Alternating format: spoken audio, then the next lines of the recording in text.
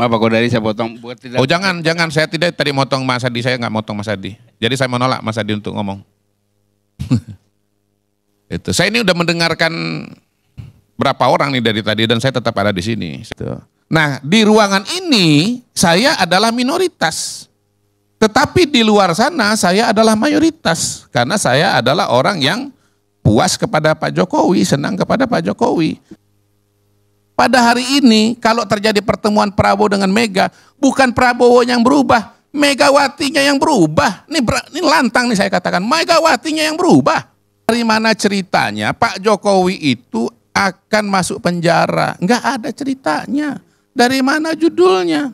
Gini Bung Kodari, dari awal saya sudah menanyakan mengapa komposisi ini terjadi seperti ini. Faktanya kan memang saya sendiri. Tetapi kalau Anda mengulang, gini loh Cip. Kalau Cip, Anda faktanya adalah dari 5 pembicara, ya saya cuma dari 6 pembicara saya cuma sendiri. Kalau Anda mengulang jangan tiba-tiba buat framing dong. Bahwa seolah-olah yang 5 Bos, ini dalam setiap satu kita barisan, berbicara ini kita kasih Anda framing. Anda jangan berpretensi. Anda tuh nggak kasih framing. Anda tuh framing luar biasa.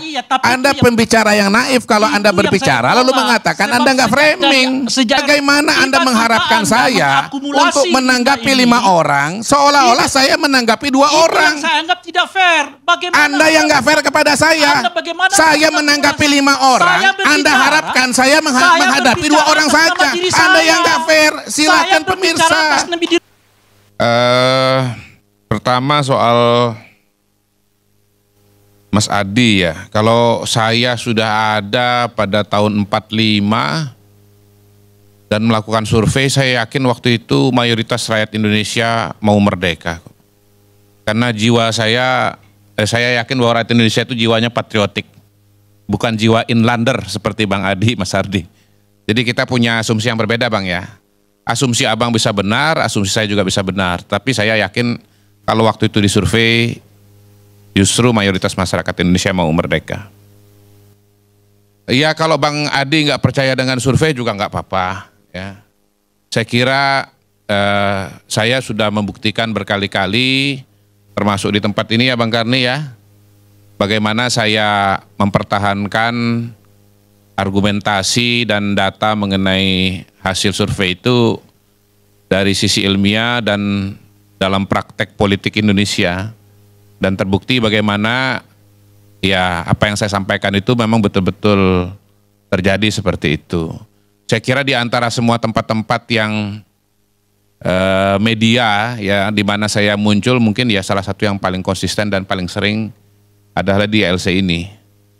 Bisa dicek tuh semua pernyataan saya, dan sebagian teman-teman yang hadir pada waktu saya mengeluarkan pernyataan-pernyataan tersebut, termasuk juga berbeda pendapat, berbeda argumentasi, ya notabene ya kayak Bung Faisal, ada Bung Refli juga, ada teman-teman yang lain di sini gitu. Jadi saya kira kalau memang tidak percaya kepada angka, kepada data itu problemnya sudah beda itu. Memang ini soal indikator dalam membaca situasi dan kondisi memang berbeda. Apa kok dari saya potong buat tidak. Oh jangan, saya tidak tadi motong Mas Adi, saya nggak motong Mas Adi. Jadi saya menolak Mas Adi untuk ngomong.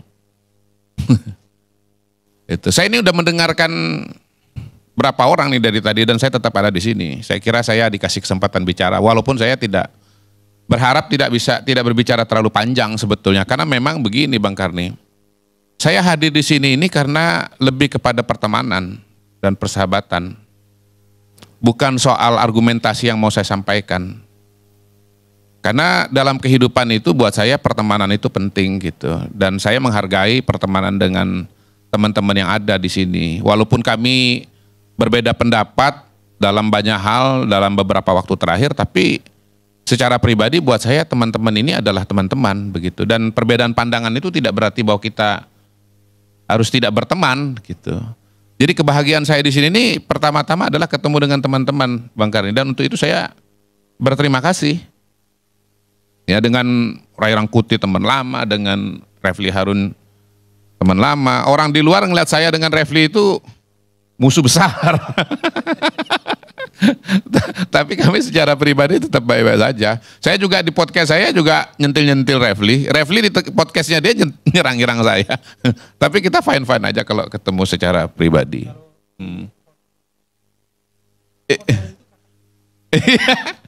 Karena saya tahu juga kalau Refli nyebut nama saya itu viewersnya jadi banyak gitu.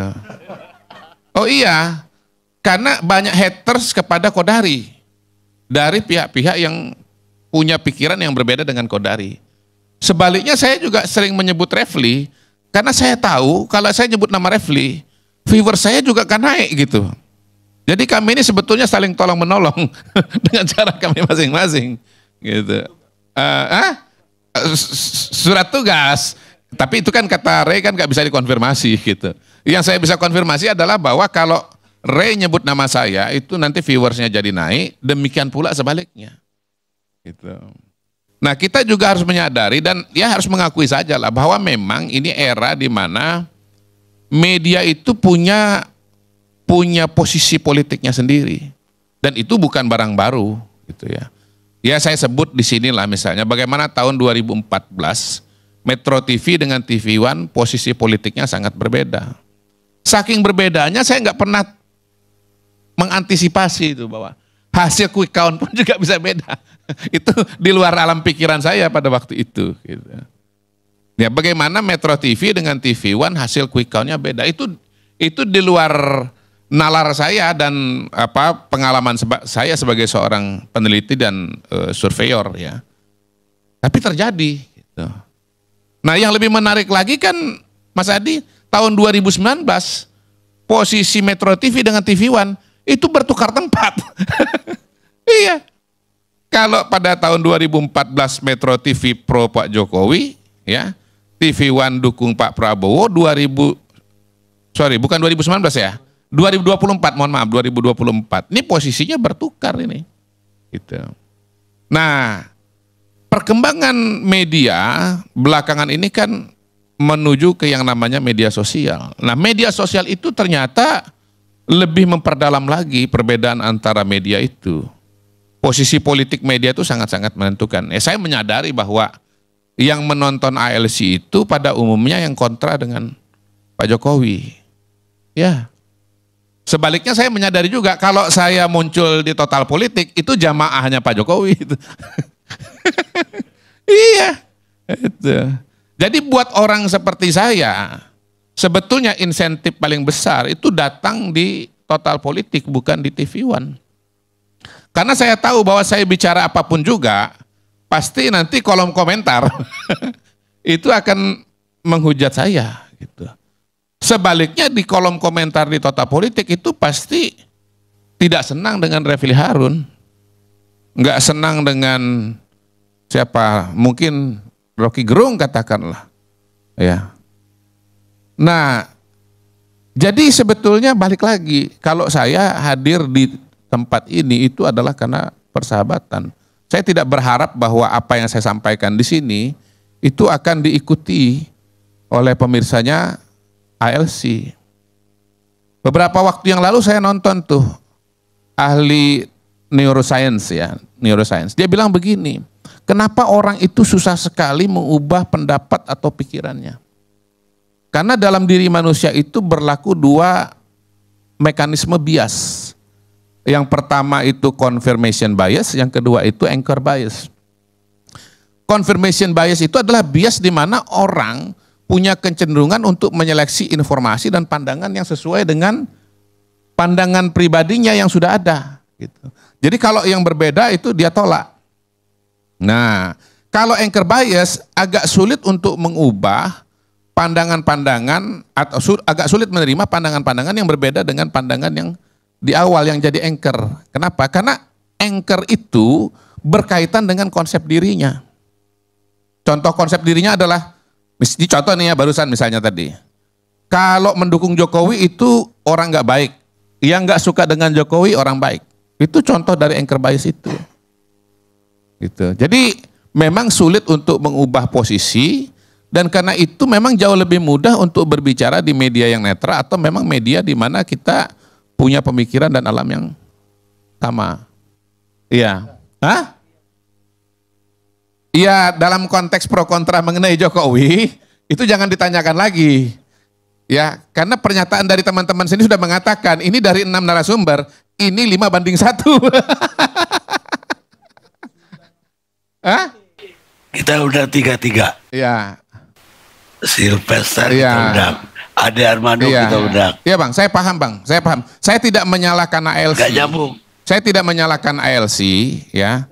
Tapi pemirsa juga harus tahu. Saya ini sedang menjelaskan kepada pemirsa, ini bukan salahnya ALC. Ya, saya itu beda mungkin dengan yang lain. Saya nggak datang itu pasti gara-gara karena saya sedang sibuk atau mengerjakan hal yang lain, gitu. Ya, apapun temanya saya pasti akan datang kalau itu memang memungkinkan. Tapi sikap seperti saya itu kan tidak bisa diharapkan akan dilakukan oleh narasumber yang lain, gitu. Narasumber yang lain mungkin begitu lihat medannya, ya kan? Ini sudah lihat, ini ibaratnya Liverpool, ini Manchester City datang ke Old Trafford, ya, wah ini Old Trafford gua nggak usah datang, gitu loh, gitu bang. Nah, jadi apa ya? Kalau saya tidak heran bahwa kemudian teman-teman punya pikiran atau pandangan dan sikap-sikap yang kemudian ya saya dengarkan saja dari tadi itu, gitu. Nah sekarang mengenai tema ya Bang Karni ya, tema ya. Pak Jokowi menghitung hari, nggak ada problem dengan judul itu. Memang faktanya begitu kok, ya kan? Faktanya begitu. Tetapi merupakan sebuah fakta juga bahwa pada hari ini mayoritas masyarakat Indonesia itu puas atau senang dengan Pak Jokowi.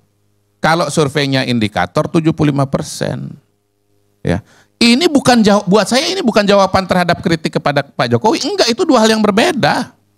Kritik jalan terus, tetapi bahwa kemudian mayoritas masyarakat puas atau senang kepada Pak Jokowi itu juga adalah realita yang lain, gitu Bang. Realita bahwa mayoritas masyarakat Indonesia senang dengan Pak Jokowi tidak menutup ruang, tidak menghapus kritik-kritik yang ada.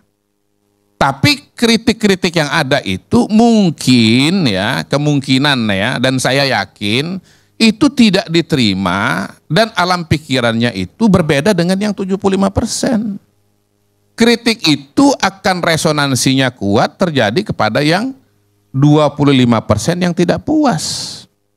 Itu. Nah, di ruangan ini saya adalah minoritas. Tetapi di luar sana saya adalah mayoritas. Karena saya adalah orang yang puas kepada Pak Jokowi, senang kepada Pak Jokowi. Dengan segala argumentasinya.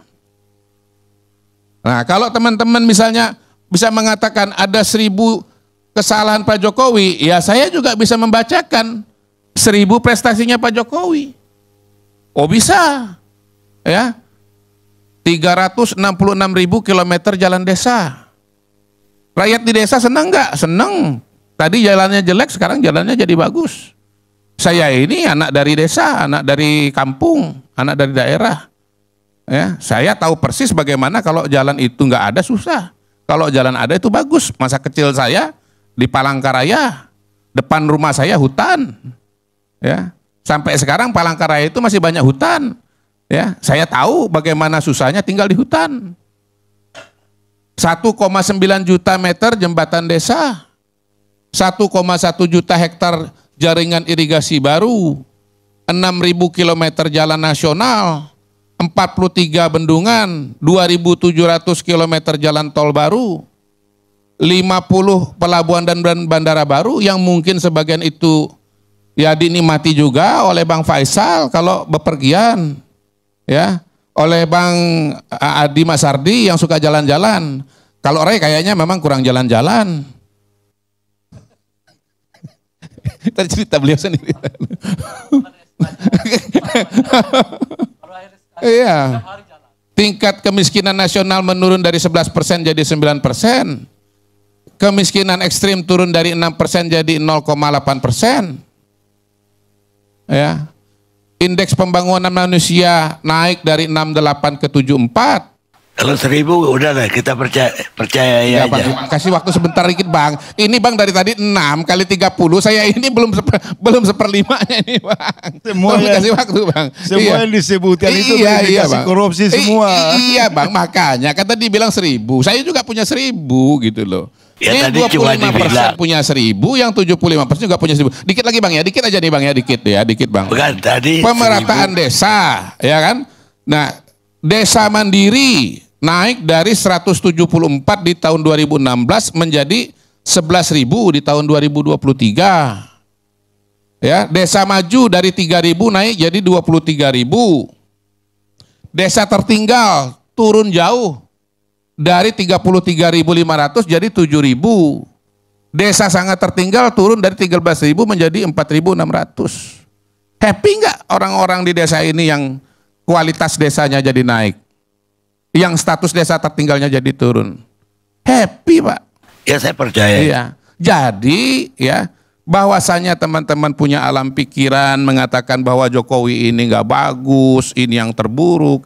Itu kan alam pikiran teman-teman yang memang punya posisi politik atau evaluasi politik yang memang negatif kepada Pak Jokowi.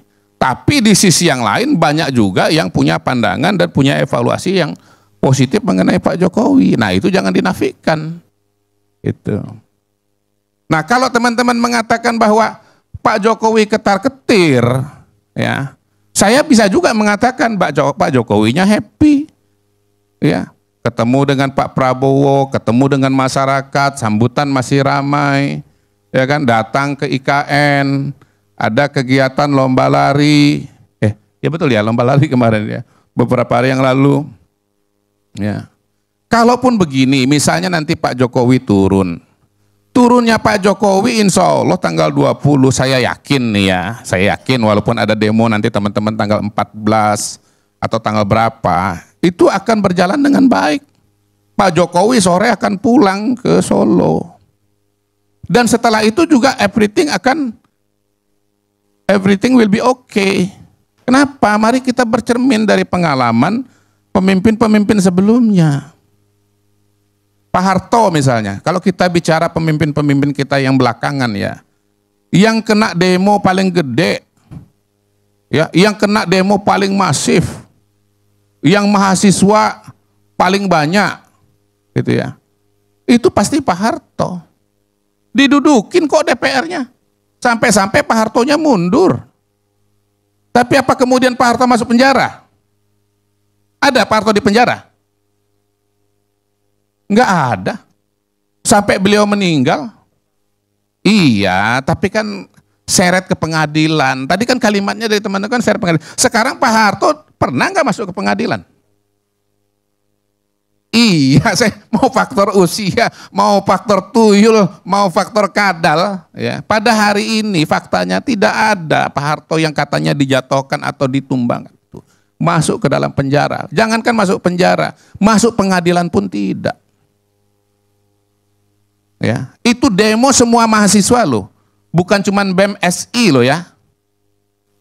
Ya sekarang ini kan BEM juga macam-macam juga. Ada BEM SI, ada BEM Nusantara, BEM itulah, BEM Onolah. Gitu.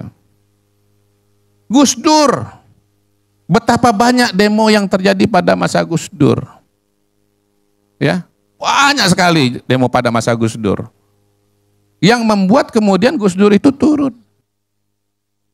Gus Dur juga konfrontasi luar biasa dengan partai politik, dengan semua partai politik. Menteri dipecatin tiap hari. Bukan gak ada masalah hukum, Bung Rey, ada kasus Bulog Gate. Tetapi setelah Gus Dur turun berhenti, ya, dari presiden, ada nggak proses hukum kepada Gus Dur? Ada nggak Gus Dur masuk ke dalam pengadilan? Ada nggak Gus Dur masuk kena kasus pidana? Nggak ada. Sekarang Pak Jokowi ada nggak konfrontasi dengan partai politik? Nggak ada. Satu-satunya partai politik pada hari ini yang berbeda sikap dengan Pak Jokowi cuman PDI Perjuangan. Dan yang terpilih sebagai presiden adalah partnernya Pak Jokowi, yaitu Pak Prabowo. Nah, kalau saya melihat Pak Prabowo menggandeng PDI Perjuangan, kalau misalnya nanti PDI Perjuangan masuk dalam pemerintahan, justru itu malah makin jagain Pak Jokowi. Bukan kemudian karena dia ketemu dengan Bu Mega lalu meninggalkan Pak Jokowi, enggak. Kalau Pak Prabowo itu meninggalkan Ibu Mega, kawan-kawan, itu Prabowo ketemu Mega udah lama banget. Udah dari dulu-dulu. Kenapa belum ketemu sampai sekarang? Karena Pak Prabowo nggak mau ninggalin Pak Jokowi. pada hari ini kalau terjadi pertemuan Prabowo dengan Mega, bukan Prabowo yang berubah, Megawatinya yang berubah. Ini lantang nih saya katakan, Megawatinya yang berubah. Mega yang kemudian realistis. Mari kita bahwa situasi Pak Rey, saya tadi tidak menghentikan Pak Rey bicara. Ini mempertegas dulu. Jadi rencana pertemuan ini menurut Kodari diminta dan diinisiasi oleh Ibu Mega, bukan oleh Prabowo. Saya nggak usah jawab itu, silakan diinterpretasikan ya. Saya tidak mengatakan siapa yang menginginkan dan memulai. Saya cuma mengatakan ya, kalau nanti pun terjadi yang menyesuaikan diri itu Ibu Mega, bukan Pak Prabowo, gitu ya. Alasannya apa? Ya kadang-kadang saya jelaskan, sebagian saya nggak jelaskan. Kalau Anda nggak ngerti ya salah Anda sendiri. Ya. Jadi pada hari ini dari mana ceritanya Pak Jokowi itu akan masuk penjara? Nggak ada ceritanya. Dari mana judulnya? Secara politik, iya belum bang, belum. Ini saya lagi ceritakan ini bang. Ini bang, ingat bang nih, saya ini sendiri nih bang dibandingkan 5 ini bang, gitu. Ya. Jadi jatah saya ini sebetulnya 3 orang ini ngomong. Saya jujur agak terganggu dengan pernyataan saya sendiri banding 5. Sebab begini Bung Kodari, dari awal saya sudah menanyakan mengapa komposisi ini terjadi seperti ini. Faktanya kan memang saya sendiri. Iya, tetapi kalau Anda Cip, mengulang, gini loh Cip, kalau Cip, Anda faktanya adalah dari 5 pembicara, ya saya cuma dari 6 pembicara saya cuma sendiri. Kalau Anda mengulang-ulang itu seolah-olah Pak Karni Ilyas enggak, saya enggak. Gini, saya cuma minta waktu dikasih bicara lebih banyak, jangan diberhentikan dulu. Jangan tiba-tiba buat framing dong, bahwa seolah-olah yang 5 Bos, ini dalam setiap satu kita barisan, berbicara ini, kita kasih framing. Anda jangan berpretensi, Anda tuh nggak kasih framing. Anda tuh framing luar biasa. Anda pembicara yang naif kalau Anda berbicara, lalu mengatakan Anda nggak framing. Sejak dari awal saya sudah mengatakan. Oke, izin saya lanjutkan ya. Kenapa ini kok bisa gini loh, gini. 5 ini seperti satu arus tapi satu tidak. Itu semua orang udah paham, udah jelas. Bung Karni. Ya. Bung Karni sudah jawab. Oleh karena itu harus kita hargai juga upaya yang telah dilakukan oleh Bung Karni mengundang komposisi yang kita anggap lebih seimbang. Loh, Anda tuh baru Jadi, lupa apa ya? Barusan saya yang paling depan menjelaskan kepada pemirsa itu makanya, kenapa komposisinya seperti ini. Saya ini tidak mempersoalkan mengenai komposisi, oleh karena enggak. Itu jangan diulang-ulang. Loh, saya enggak mempersoalkan. Saya cuma minta waktu untuk berbicara. Saya dari awal sudah mengatakan saya mau bicara sependek-pendeknya. Ya. Tetapi saya ini menanggapi 5 orang. Itu yang enggak menanggapi 5 orang. Bagaimana Anda mengharapkan saya untuk menanggapi 5 orang seolah-olah saya menanggapi 2 orang? Yang saya anggap tidak fair. Bagaimana Anda yang nggak fair kepada saya. Saya menanggapi 5 orang. Anda harapkan saya menghadapi 2 orang saja. Anda yang nggak fair. Silakan pemirsa. Saya berbicara atas nama diri saya. Faisal Assegaf berbicara atas nama diri dia. Oke, stop ya. Stop, saya lanjutkan. Stop, saya lanjutkan. Saya lanjutkan. Bang Karni, saya lanjutkan. Saya beririsan dengan pikiran Faisal Assegaf, beririsan dengan pikirnya Refli Harun, itu hal lain. Tapi hak saya berbicara adalah sekian menit. Hak Anda berbicara adalah sekian menit. Jadi jangan diakumulasi. Bahwa seolah-olah 5 kali sekian menit, kali 1 sekian menit. Itu yang gak fair. Itu maksud saya. Dan saya kira dilanjutkan, tapi memang jangan 5 kali semua orang itu. Iya bang. Saya lanjutin bang ya. Ini karena ada masalah. Saya mau tambah dulu. Saya mesti klarifikasi karena setiap kali Bung Hodari masuk di sini, seolah-olah dia sendiri dan kemudian bajir-bajir nyabuli kita di luar. Itu juga curang. Jadi Anda bicara saja pendapat terakhir Anda soal rejim Jokowi ini. Kita tadi kan bilang kita undang. Oke, lanjut ya. Jadi gini, Pak Jokowi akan menyelesaikan masa jabatannya, itu benar, ya, nggak salah. Saya nggak bantah itu. Tapi bahwa Pak Jokowi ini akan berakhir dengan baik, insya Allah, ya. Lepas nanti ada demo, ada pro kontra dan seterusnya. Itu 1. Ya. 2, mengenai Gibran.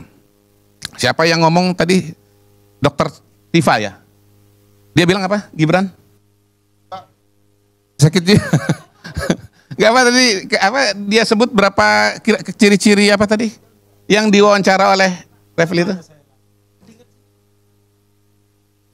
Iya namanya orang lupa ya. Oke, satu apa? Lupa juga. Schizophrenia 2. Ya. Oke, jadi dari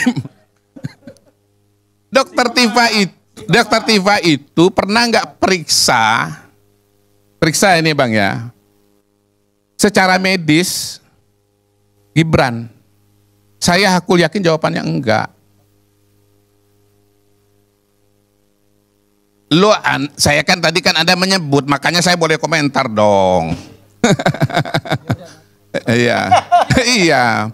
Saya cuma mau mengingatkan pemirsa bahwa untuk jadi calon presiden itu ada pemeriksaan. Ada yang namanya tes kesehatan. Lolos gak Gibran? Lolos. Berarti apa? Sehat atau sakit? Sehat. Sehat. Nah, kalau kita nggak percaya kepada proses yang terjadi dan dokter-dokter yang ditunjuk untuk memeriksa, dan lebih percaya kepada Tifa, ya balik lagi tadi yang saya bilang itu. Confirmation bias, anchor bias. Nah itu saya nggak mau panjang-panjang. Sekarang Mas Gibran itu ya mau gagal jadi wakil presiden itu dari mana pintunya? PT UN. Oke, kalau PT UN saya katakan pertama begini nih penilaian saya ya. Gugatan itu akan ditolak. Satu, secara legal standing tidak tepat. Karena yang mengajukan PDI Perjuangan. Sementara ya yang berhak menurut undang-undang yang menjadi calon itu adalah pasangan. Yang punya legal standing adalah pasangan. Yang kedua, apa itu? Petitumnya menolak apa? Mengatakan KPU harusnya menolak pendaftaran, menolak hasil tes kesehatan, menolak penetapan, kemudian menolak apalagi pengundian nomor urut. Semua proses itu harusnya dilalui di Bawaslu. Sudah lewat. Yang ketiga, ya semua persengketaan mengenai pemilu itu harus bersifat final dan mengikat di Mahkamah Konstitusi. Mahkamah Konstitusi sudah ketok palu, sudah ambil keputusan. Nggak bisa dibatalkan oleh PT UN. Nah mengenai kasus yang sekarang, kata Bang Refli ya, sekarang kasus hukumnya mana? Fufu Fafa itu mana kasus hukumnya? Per hari ini saya lihat nggak ada kasus hukumnya Fufu Fafa. Nah kalau memang kasus hukumnya nggak ada, maka tidak ada alasan untuk mengatakan pelantikan itu harus ditunda. Lebih daripada itu saya mau tambahkan, yang memilih Gibran sebagai wakil itu, satu Pak Prabowo, dua partai-partai koalisi. Ya. Jadi Pak Prabowo berkepentingan dengan Gibran, berkepentingan. Partai-partai politik berkepentingan nggak dengan Gibran? Berkepentingan. Lebih jauh daripada itu, ya Pak Prabowo ini mau segera dilantik. Kalau ada instabilitas, ada masalah, apakah itu tidak mengganggu bagi Pak Prabowo? Cara kita melihat jangan cuma dari kacamata kita, lihat juga dari kacamata Pak Prabowo. Saya hakul yakin bahwa Pak Prabowo dan timnya ingin proses pelantikan yang tinggal menghitung hari ini, ya, ingin agar itu berjalan dengan baik dan lancar. Ya, ingin sekali supaya berjalan baik dan lancar. Dan proses-proses yang kontra itu akan membuat pelantikan yang lancar itu akan terkendala. Which is yang sudah so far so good. Pada hari ini Pak Prabowo tuh konsentrasinya kemana?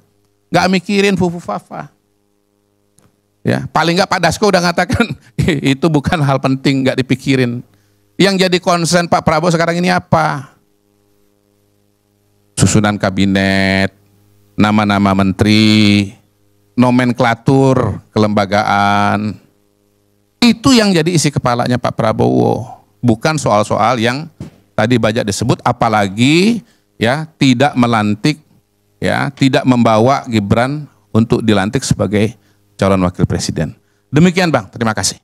Baik.